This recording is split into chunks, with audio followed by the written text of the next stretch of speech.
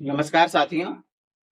जैसा कि अभी आप लोगों ने देखा होगा पीछे एक पश्चिम बंगाल की एक घटना संदेश खाली एक जगह है। वहां की एक घटना बहुत ज्यादा जो है चर्चा में रही है। राष्ट्रीय स्तर पर राजनीति राज्य स्तर पर इस पर बहुत ज्यादा राजनीति भी हुई है और ये बहुत ज्यादा चर्चाओं में रही है। तो क्योंकि घटना राज्य की थी, राज्य में हुई, उसके बाद कलकत्ता हाई कोर्ट के आदेश के बाद अब इस घटना की जांच का जो जिम्मा है वो सीबीआई को मिल गया है। सीबीआई अब इस घटना की जांच करेगी। मैंने आपको अपने पिछले जब एडी समझाया था तो ये बताया था कि सीबीआई कुछ राज्यों ने इस पर रोक लगा रखी है कि वो उनके यहाँ नहीं आ सकती है। तो जब हाई कोर्ट या सुप्रीम कोर्ट ही आदेश देता है तो वो बिना राज्य की सहमति के उनके राज्य में जांच कर सकते हैं। तो इस केस में भी यही हुआ है। बंगाल ने रोक लगा रखी है सीबीआई के ऊपर कि वो उनके यहाँ नहीं आ सकती है जांच करने के लिए। और अब क्योंकि कलकत्ता हाई कोर्ट का ये आदेश है तो अब उसको राज्य सरकार मना नहीं कर सकती। तो साथियों, आज के वीडियो में हम बात करने वाले हैं सेंट्रल ब्यूरो ऑफ इन्वेस्टिगेशन, केंद्रीय अन्वेषण ब्यूरो, या जिसे हम कहते हैं केंद्रीय जांच एजेंसी। क्या है केंद्रीय जांच एजेंसी, कैसे काम करती है, इसका स्ट्रक्चर क्या है, इसका इतिहास क्या रहा, और ये एक संवैधानिक संस्था है या एक राज्य द्वारा, राज्य का संदर्भ यहाँ केंद्र सरकार से है, राज्य के द्वारा बनाई गई संस्था है, किसी कानून के द्वारा स्थापित संस्था। उसके बाद हम बात करेंगे कि क्या चुनौतियां इस समय सीबीआई के सामने हैं। तो इन सब मुद्दों पर आइए चलते हैं एक एक करके बात करते हैं। तो आइए बात करते हैं सीबीआई के इतिहास के बारे में, पहले जान लेते हैं क्या इसका इतिहास रहा है। तो सीबीआई की शुरुआत हुई थी, सीबीआई जैसी ही संस्था की शुरुआत हुई थी जब भारत गुलाम था। गुलाम भारत में ही ब्रिटिश काल में इसकी शुरुआत हो गई। यही संस्था आगे चल करके सीबीआई के रूप में आज काम कर रही है, बनी हुई। यहाँ पर समझने वाली बात यह है कि जब ब्रिटिश काल में सीबीआई बनी, मतलब इसके जैसी ही जो संस्था उन्होंने बनाई, Delhi police establishment act, Delhi special police establishment act के तहत, तो वो उन्होंने बनाई थी कि जो क्षेत्र, जो जगह, जो क्षेत्र सीधे ब्रिटिश गवर्नमेंट के अधिकार में थे, कार्य क्षेत्र में थे, वहां पर ये संस्था कार्य कर सके और अपना जो है देख सके कि वहां पे कोई क्राइम तो नहीं हो रहा है, कुछ इस तरीके की चीजें। जब भारत आजाद हो गया उससे पहले ये इसको भी धीरे धीरे वो लोग और इसको अच्छा करते रहे। फिर उसके बाद एक एक्ट आया, Delhi special police establishment act 1946, 1946। इस एक्ट के तहत एक एजेंसी की स्थापना हुई जिसे हम सीबीआई कहते हैं। तो जब भारत आजाद हो गया, मैंने बताया ना कि पहले सीबीआई दूसरे रूप में थी, सीबीआई ही थी, मतलब इसका इतिहास वहीं से शुरू होता है, लेकिन सीबीआई जैसी संस्था उन्होंने बनाई, सीबीआई नहीं थी, वो चलती रही। फिर भारत जब आजाद हो गया तो भारत ने कानून बनाया अपने हिसाब से और स्थापना हुई सीबीआई, यानी सेंट्रल ब्यूरो ऑफ इन्वेस्टिगेशन। तो सेंट्रल ब्यूरो ऑफ इन्वेस्टिगेशन क्या है? सेंट्रल ब्यूरो ऑफ इन्वेस्टिगेशन एक राज्य सरकार द्वारा, यानी कि केंद्र सरकार द्वारा, भारत सरकार द्वारा स्थापित एक एजेंसी है। जैसा मैंने अपने ईडी के वीडियो में भी कहा था, ये संवैधानिक संस्था नहीं है। जैसे ईडी एक संवैधानिक संस्था नहीं है, वैसे ही सीबीआई भी एक संवैधानिक संस्था नहीं। संविधान में इसके बारे में कहीं कोई जिक्र नहीं है। संसद ने अपनी शक्तियों का प्रयोग करते हुए इसकी स्थापना की। ये मैंने आपको बता दिया कि किस एक्ट के तहत इसकी स्थापना। जब ये एक्ट लाया गया तो इस एक्ट को लाने के पीछे फिर जब मतलब देश आजाद हुआ, सरकार बदली, हमारी सरकार आई, हमने कानूनों को अपने हिसाब से रिफाइन किया, तो तब ये इस एक्ट के तहत सीबीआई आई। तो शुरुआत में सीबीआई को लाने के पीछे जो कारण था, इस एजेंसी का गठन करने के पीछे जो कारण था, वो ये था कि ये केंद्रीय जो संस्थान है या जो सार्वजनिक क्षेत्र के जो उपक्रम है, सार्वजनिक क्षेत्र के जो पब्लिक सेक्टर के जो वो है, पीएसयू जो जिनको बोलते हैं, पब्लिक सेक्टर के जो यूनिट, या केंद्र सरकार का कोई कर्मचारी, केंद्र सरकार के किसी भी विभाग में कार्यरत कोई कर्मचारी, और मतलब केंद्र सरकार के अधीन आने वाले किसी भी कर्मचारी किसी भी विभाग में ये काम कर सकती थी, वहां पर जांच पड़ताल कर सकती थी। ये बेसिकली बनाई गई थी भ्रष्टाचार की जांच करने के लिए। अभी भी आप लोगों के कभी कभी मैसेज भी आता होगा मोबाइल पे कि अगर कोई भ्रष्टाचार की सूचना है तो आप सीबीआई के इस नंबर पर दे। तो ये पहले बनाई गई थी सेंट्रल गवर्नमेंट के लिए कि सेंट्रल गवर्नमेंट के एम्प्लॉय और दफ्तर इसके अधीन आएंगे और ये उनकी जांच। जो सीबीसी एक्ट है हमारा, उसको भी ये सुरक्षा प्रदान करती थी, और सीबीसी एक्ट के तहत भी इसने 2 साल तक उसको प्रिवेंशन प्रदान किया है। उसके बाद फिर धीरे धीरे इसमें और ज्यादा जो है इम्प्रूवमेंट आनी शुरू हुई और सुधार हमने शुरू किए।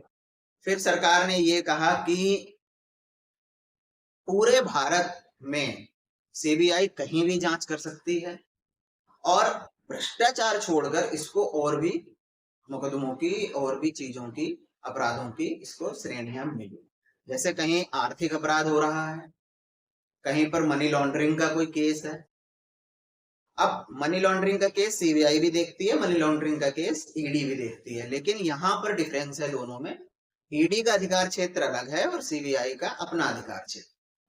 उसके बाद भ्रष्टाचार के केस आने लग गए, आतंकवाद के केस भी सीबीआई को मिलने शुरू हो गए। इस तरीके से ये धीरे धीरे इम्प्रूव होने लग गए। आर्थिक अपराध के केस मिलने शुरू हो गए, धीरे धीरे इसका कार्य क्षेत्र, एरिया इसका बढ़ता गया। अब जैसे कि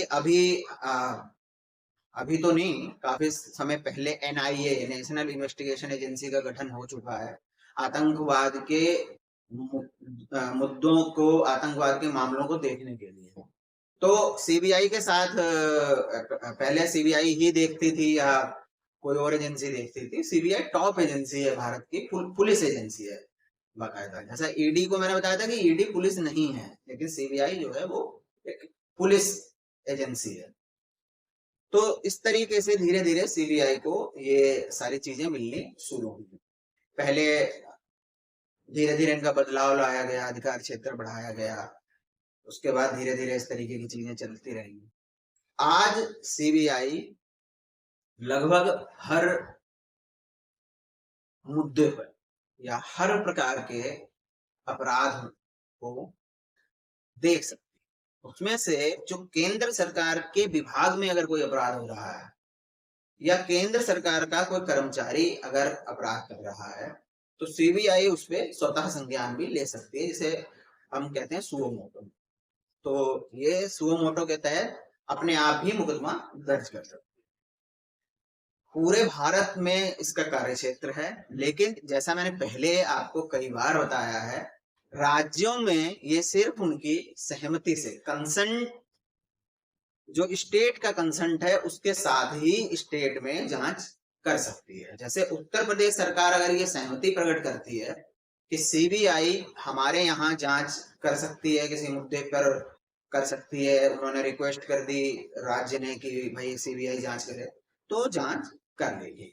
लेकिन पश्चिम बंगाल ने जैसे कि इसके ऊपर रोक लगा दी थी कि सीबीआई, और ऐसे और भी राज्य हैं जिन्होंने मना कर दिया है कि सीबीआई हमारे यहाँ नहीं आ सकती, तो सीबीआई वहां जांच नहीं कर सकती। जो केंद्रीय प्रतिष्ठान है, केंद्रीय लोग हैं, उनकी जांच सीबीआई डायरेक्ट कर सकती है। मैंने बताया ना, स्वतः संज्ञान भी ले सकती है किसी मामले का। उसके साथ साथ यहाँ पर ये सब चीजें चलती रही। अब जैसे मैंने शुरुआत की थी संदेश खाली से, तो वहां भी यही हुआ है। सीबीआई जांच की मांग तो हो रही थी, लेकिन वहां पर सीबीआई जांच का आदेश कौन दे? सीबीआई को तो जो है उन्होंने मना कर रखा है कि सीबीआई हमारे यहाँ आ नहीं सकती। तो कलकत्ता हाई कोर्ट का जो आदेश आया है, अब सीबीआई वहां पर जांच करेगी। मैंने बताया था आपको पहले भी कि जब हमें अधिकार मतलब हाई कोर्ट या सुप्रीम कोर्ट किसी मुद्दे पर सीबीआई को निर्देश देता है, आदेश देता है, तो वो वहां की जांच कर सकती है without any consent of state, बिना राज्य की सहमति से। वहां फिर राज्य की सहमति का कोई मतलब नहीं रह जाता है, सहमति हो और चाहे ना हो। इसके अलावा ये एक चीज हो गई। उसके बाद सन 1980 में सीबीआई के मुकदमे सुनने के लिए विशेष कोर्ट, स्पेशल कोर्ट, आप लोगों ने कई बार सुना होगा कि सीबीआई के स्पेशल कोर्ट, तो वो सीबीआई के अपने कोर्ट नहीं होते हैं। उन कोर्ट्स की स्थापना की गई इस विशेष रूप से सीबीआई के मुकदमे सुनने के लिए। या ईडी का कोर्ट, जैसे पिछले भी था, अभी केजरीवाल जी को ले जाया गया राव जेवलू कोर्ट, तो ईडी के कोर्ट में ले जाया गया उनको। पीएमएलए अदालत जो prevention of money laundering act है, उसके तहत जो अदालतों का गठन हुआ है, तो वो उसके तहत उनको वहां ले जाया गया, क्योंकि ईडी ने उनको इसी उसमें गिरफ्तार किया है। इसी तरीके से सीबीआई की विशेष अदालतें हैं जहां पर सीबीआई अपना जो है मुकदमे रखती है, ताकि इनको थोड़ा सा अलग किया जा सके। सामान्य मुकदमों के साथ चलता रहता है तो बहुत टाइम लगता है, और जल्दी से जल्दी लोगों को न्याय दिलाया जा सके। तो अधिकार क्षेत्र मैंने बता दिया आपको कि अधिकार क्षेत्र पूरा भारत है। राज्यों में उनकी सहमति के साथ या फिर सुप्रीम कोर्ट और राज्य का जो हाई कोर्ट होता है, दोनों की अनुमति, मतलब दोनों में से किसी की जो भी अगर कोई आदेश दे देता है तो ये कहीं भी जांच कर सकते हैं। प्राइवेट सेक्टर और जितने भी गवर्नमेंट कर्मचारी हैं, ये उनकी भी जांच कर सकती है। यहाँ पर एक छोटा सा इनके साथ एक समस्या भी है। यहाँ पर मैं हालांकि आगे चुनौतियों में मैं बताऊंगा, फिर भी बता देता हूँ कि आपको कि जैसे कहा कि सीबीआई सरकारी महकमे की, विभाग की, मंत्रालय में अधिकारियों की जांच कर सकती है, लेकिन संयुक्त सचिव और इससे ऊपर के जो नौकरशाह हैं, इससे ऊपर के जो पद होते हैं, संयुक्त सचिव, सचिव, कैबिनेट सचिव, तो इन सबके लिए अगर सीबीआई को कोई जांच करनी है तो उसको भारत सरकार की पूर्व अनुमति जरूरी है, उसके बिना ये अपना काम नहीं चला सकते। इसके बारे में मैं अभी आगे बात करूंगा, चुनौतियों के बारे में जब बात करेंगे तब बात। अब हम बात कर लेते हैं कि सीबीआई का संरचना कैसी है, सीबीआई में कैसे पद होते हैं और किस तरीके से सीबीआई जो है इनका संरचना है, किस तरीके से ये काम करते हैं। तो सीबीआई में सबसे पहले निदेशक होते हैं जो इसके प्रमुख होते हैं, जो भारतीय पुलिस सेवा के अधिकारी, वरिष्ठ अधिकारी कोई जो होते हैं उनको नियुक्त किया जाता है, और इसको नियुक्त करने के लिए भी एक कमेटी बनी हुई है जिसके तहत इनकी नियुक्ति होती। ऐसा नहीं है कि सरकार जिसको चाहे उसको सीबीआई का चीफ बना दे, हो सकता ऐसा नहीं। कमेटी है, वहां पर नाम जाते हैं। डीओपीटी जो है, director of personal and training, जो पीएमओ के अधीन है, प्रधानमंत्री कार्यालय के अधीन कार्य करता है, वो नाम सजेस्ट करके भेजता है, और उसके बाद फिर उन नामों में से छांट के फिर चयन होता है किसी अधिकारी का कि इस पद पर कौन अधिकारी जाएगा। उसके बाद इसमें नीचे जो है विशेष निदेशक, संयुक्त निदेशक, फिर उसके बाद उप निदेशक जैसे पद आ जाते हैं, और नीचे फिर वही पुलिस वाली फॉर्म इसकी चलती है, सुपरिटेंडेंट ऑफ पुलिस, उसके नीचे फिर डीएसपी, फिर उसके नीचे आपका इंस्पेक्टर, और फिर सिपाही और हवलदार और सिपाही, ये सब चीजें नीचे चलती। तो एसपी तक तो ये पुलिस के फॉर्म में चलती है। एसपी के बाद वहां पर इसका चेंज हो जाता है, मतलब पद चेंज हो जाता है, रैंक वही रहता है। एसपी से कोई प्रमोट होगा और वो बनेगा वहां पे, मान लीजिए ज्वाइंट डायरेक्टर की पोस्ट पे आता है, तो ज्वाइंट डायरेक्टर की पोस्ट पे अगर आएगा तो वो आईजी रैंक का ही बंदा होगा, या उससे ऊपर या नीचे, थोड़ा बहुत ऊपर नीचे चलता है, रैंक का बंदा होगा। डायरेक्टर जो सीबीआई का होगा वो डीजीपी रैंक का बंदा होगा, लेकिन वहां पर उनके सिर्फ पदों के नाम बदल दिए। तो एक तो ये चीज है, ये उनकी आधारभूत संरचना है। कई जगहों पर सीबीआई ने अपने देश में कई जगहों पर अपने ऑफिस खोल रखे हैं। जैसे दिल्ली में तो घर मुख्यालय भी है और रीजनल ऑफिस भी है, लखनऊ में रीजनल ऑफिस है और भी कई जगहों पर जहां से ये काम करते हैं। वैसा थोड़ी है कि पूरे देश में दिल्ली में ही ऑफिस है और वहां कन्याकुमारी में कुछ हो गया तो दिल्ली से जाएगी। वहां का जो ऑफिस है वो डील करेगा उसको। हाँ, जब बड़े स्तर पर बात आती है तो अधिकारी मुख्यालय से जाता है। दूसरी चीज, मैं एक और बात यहाँ पर आपको इम्पोर्टेंट बात बताना चाहूंगा कि सीबीआई जो है वो भारत की तरफ से नोडल एजेंसी है इंटरपोल के साथ। अब आप कहोगे सर जी इंटरपोल क्या होता है? तो इंटरपोल एक कई देशों का संगठन है जो अपराध के खिलाफ, अपराधियों के खिलाफ कार्य करता है, लड़ाई लड़ता है। और इसमें कई बहुत सारे देशों की, इसमें जो पुलिस है वो शामिल है, पुलिस अधिकारी शामिल है। तो वो जब जैसे मान लीजिए कि कोई अधिकारी कोई अपराधी है, उसने यहाँ भारत में कोई अपराध कर दिया और अपराध करके वो मान लीजिए कनाडा भाग गया, तो आप उसे कैसे पकड़ेंगे? कनाडा चला गया, आपका तो अधिकार क्षेत्र ही खत्म हो गया। जब आपके देश से बाहर भाग गया आप कुछ नहीं कर सकते, आप कनाडा को कहोगे। या कोई ऐसा अधिकारी है जो अंतरराष्ट्रीय अपराधी है, सॉरी अपराधी है जो अंतरराष्ट्रीय स्तर का अपराधी है, कभी कनाडा, कभी दुबई, कभी भारत, कभी अमेरिका, कभी जापान, कभी कहीं भटक रहा है, जा रहा है, आ रहा है, तो उनको तो सबकी जिम्मेदारी हो जाती है फिर पकड़ने की, कि इसको पकड़ा जाए या अपराध पे लगाम लगाई जाए। या कोई ऐसा संगठित अपराध चल रहा है, जैसे तस्करी हो गई, आपका ड्रग्स का जो है व्यापार है, गोल्ड का तस्कर, गोल्ड की तस्करी है, सोने की, इस तरीके की जो चीजें होती हैं, तो उन सब के लिए एक संस्था बनाई गई है इंटरपोल। इंटरपोल तो ये कई देशों के साथ मिलकर के काम करती है और भारत की तरफ से है। मतलब ये तो भारत के अंदर तो चलो ठीक है, पुलिस अलग हो गई, सीबीआई अलग हो गई, ईडी अलग हो गई, आईबी अलग हो गई, रॉ अलग हो गई, पुलिस में भी आपने 4 डिवीजन बना दी, क्राइम ब्रांच अलग हो गई, स्पेशल टास्क फोर्स अलग हो गई, स्पेशल ऑपरेशन ग्रुप अलग हो गया, कई सारी चीजें हो गई। लेकिन विदेश में क्या, जब आप बात करेंगे तो आपको कोई एक एजेंसी तो चाहिए जिससे आप बात, ऐसा थोड़ी है कि वहां से कोई बात आएगी तो आप कह दोगे जी इसके लिए तो आप एसटीएफ से संपर्क करो, इसके लिए तो साहब एसओजी से संपर्क करो, ऐसा नहीं। तो दूसरी चीज, वहां पे केंद्रीय एजेंसी की जरूरत थी, तो सीबीआई हमारी केंद्रीय एजेंसी है और सीबीआई ही उसकी नोडल ऑफिसर है। यानी इंटरपोल से संबंधित अगर कोई मुद्दा आता है तो सीबीआई देश में उसको सीबीआई ही उस मुद्दे को देखे। साथियों, तो ये हमारी देश की सीबीआई जो है एक एजेंसी है, जैसा मैंने इसके बारे में भी आपसे बात की। सीबीआई ने बहुत बड़े बड़े केसेस को अपने हाथ में लिया है और उनको उनके अंजाम तक पहुंचाया है, अपराधियों को सजा दिलवाई है। और सीबीआई का नाम बहुत ही रेपुटेड और बहुत ही एक उसमें लिया जाता है कि अच्छा ये केस सीबीआई के पास चला गया तो सीबीआई वाले तो छोड़ेंगे नहीं, पकड़ के ही रहेंगे और तो इसका केस का पर्दाफाश हो ही जाएगा। लेकिन ये एक पहलू है सीबीआई का। दूसरा पहलू ये भी है सीबीआई का कि बहुत सारे ऐसे केसेस भी हुए हैं जहां पर सीबीआई, हम कह सकते हैं कि नाकाम रही है, उनको उनके अंजाम तक नहीं पहुंचा पाई।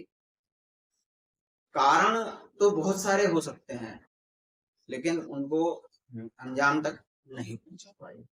जैसे अभी पीछे एक केस, काफी पहले का एक केस था नोएडा के पास का, जिसमें जो है सुरेश कोहली और पंडेर को कोर्ट ने पकड़ा था, नरबच्चे नरकंकाल वाले। उसमें भी आप लोगों ने भी देखा होगा कि बच्चों को खा जाते थे मार के, इस तरीके से उस केस को सीबीआई को सौंपा गया। लेकिन सीबीआई उसमें बहुत अच्छे तरीके से चीजों को रख नहीं पाई कोर्ट के सामने और वो दोनों कई सालों बाद बरी हुई इस केस से। मतलब उनको जैसे कई सारे मुकदमे थे तो कुछ में उनको बरी कर दिया गया कि आप अपराधी नहीं है, या ये कहिए कि सीबीआई अपराधी उनको साबित नहीं कर पाई। ये सीबीआई का फेलियर हो गया एक तरीके से। आरुषि तलवार का केस था, वहां पर भी फाइनली यही हुआ कि सीबीआई किसी कंक्लूजन पर नहीं पहुंची। उनके माँ बाप को ही उसने गुनहगार ठहरा दिया था इसमें, आरुषि तलवार वाले केस में। लेकिन फाइनली जो उसका फाइनल आउटकम जो होता है वो ये है कि कुछ नहीं निकला और वो बाद में उनको जो है, उन लोगों को भी जमानत मिल गई, जेल से उनको बाहर। मैं ये नहीं कह रहा हूँ कि सीबीआई ने गलत उनके माँ बाप को ठहरा दिया था, मैंने ये कहा कि उनको ठहरा तो दिया था, जेल भी हो गई, लेकिन आप उसको प्रूव नहीं कर पाए अच्छे तरीके से। तो इस तरीके की चीजें हैं, कई बार इस तरीके की चीजें भी चलती हैं, लेकिन इन सब के बावजूद सीबीआई एक बहुत रेपुटेड एजेंसी है और काम करती है। अब हम बात कर लेते हैं कि सीबीआई के सामने चुनौतियां।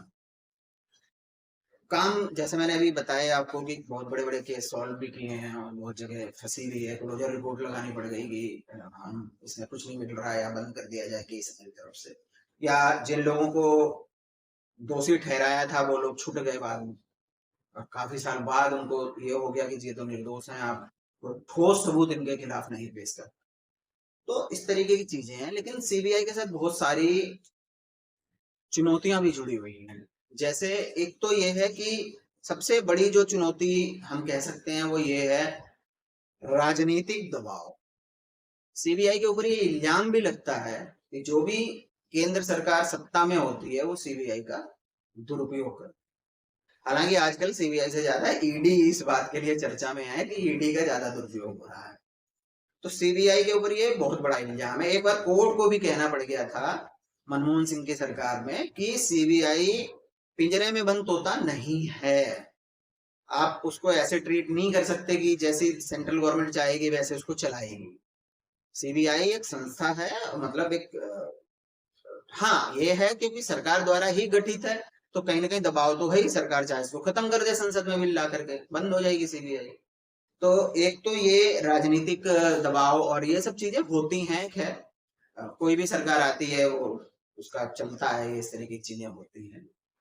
दूसरी चीज जो कुछ बड़े केसेस में फेलियर सीबीआई को मिला और बहुत सारे केसों में सीबीआई ने नाम भी कमाया, तो इस तरीके से थोड़ा सा क्रेडिबिलिटी पे आदमी को शक हो जाता है, यार ये भी ऐसा ही है, क्योंकि हम मैंने कहा ना कि हम समझते हैं सीबीआई, अच्छा सीबीआई को पहुंच गया केस, सीबीआई के पास पहुंच गया तो सीबीआई तो छोड़ेगी नहीं, अब तो उसका फैसला होके ही रहा, हम इस उम्मीद से उनकी तरफ देखते हैं। लेकिन फिर जब हमें नतीजा नहीं मिलता या हमें पता चलता है कि सीबीआई ने तो किसी किसी केस कुछ और था, सीबीआई ने किसी और को फंसा दिया या इस तरीके का, तो ये इस तरीके की चीजें जो आती है तो क्रेडिबिलिटी जो है वो सीबीआई के सामने अपनी साख बचाने में भी वो चुनौतियों का सामना फिलहाल कर रही है।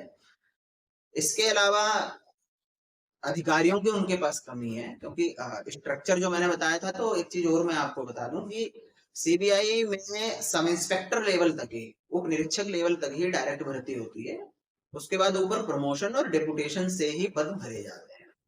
तो वहां पे भी दिक्कत है, लोग आना नहीं चाहते सीबीआई में, और इस टाइम पे तो लगभग सभी केंद्रीय एजेंसियों का यही हाल है कि कोई भी आईपीएस, खासकर युवा आईपीएस, वो आईवी, रॉ, सीबीआई इस तरीके की एजेंसीज में मतलब नहीं, उधर इंटरेस्ट नहीं अपना दिखा रहे हैं। कारण क्या है उसके पीछे मुझे नहीं पता, लेकिन ये पीछे भी आया था कि ये सारी एजेंसियां जो हैं वो चुनौती का सामना कर रही हैं कि उनके पास अधिकारी नहीं। तो ये एक चीज ये हो गई, राजनीतिक दबाव मैंने आपको बता दिया, क्रेडिबिलिटी पर प्रश्न चिन्ह हो गया। चौथी चीज एक जो सबसे इंपॉर्टेंट है वो ये कि जैसा मैंने अभी कहा था कि सीमित अधिकार है, एक आम आदमी को सीबीआई को पकड़ना है पकड़ लेगी, एक क्लर्क सेंट्रल गवर्नमेंट के किसी मंत्रालय में किसी क्लर्क ने घूस ली और किसी ने कंप्लेंट कर दी तो सीबीआई जाके तुरंत उसको अरेस्ट कर लेगी, मुकदमा चला देगी उसको। लेकिन यहीं पर अगर बात आ जाए, जैसा मैंने बताया था कि संयुक्त सचिव, केंद्र सरकार के किसी विभाग का संयुक्त सचिव या उससे ऊपर के जो रैंक होती है, संयुक्त सचिव के बाद फिर सचिव ही होते हैं, सचिव और फिर सचिव के ऊपर कैबिनेट सेक्रेटरी, जो कैबिनेट सचिव है वो तो एक ही होता है, सर्वोच्च प्रशासनिक पद है भारत में कैबिनेट सचिव। तो वहां तक अगर पहुंचने की बात आ जाए कि जी इनके खिलाफ केस करना है, तो सीबीआई को पहले अनुमति लेनी पड़ती है भारत सरकार से। यानी अगर भारत सरकार अनुमति ना दे, और ऐसा हुआ भी है, तो सीबीआई उसके अधिकारी के खिलाफ केस नहीं चला सकती है। तो एक तरफ तो आप उसको इतनी शक्तियां दे रहे हैं, इतना नाम है, सब कुछ है, दूसरी तरफ आप कह रहे हो कि इनसे इनके ऊपर केस चलाना तो हमसे पूछ के चलाओगे, तो जब पूछ के ही चलाएगी तो फिर केस क्या चलेगा, सरकार जिसको चाहेगी मना कर देगी और जिसको चाहेगी अनुमति दे देगी। तो ये यहाँ पर थोड़ा सा दिक्कतें हैं। तो ये इस तरीके की चुनौतियां कुछ सीबीआई के समक्ष हैं। तो उम्मीद करता हूँ दोस्तों आपको आसान भाषा में ये, मैं बहुत ज्यादा टेक्निकल उसमें नहीं जा रहा हूँ, बहुत ज्यादा अधिनियम और उन सब चीजों पर नहीं जा रहा हूँ। मेरा उद्देश्य ये था कि मैं आपको आसान भाषा में ये समझा सकूं कि सीबीआई क्या है, कैसे काम करती है। तो उम्मीद करता हूँ आपको वीडियो अच्छा लगा होगा, पसंद आया होगा। लाइक करें, सब्सक्राइब करें।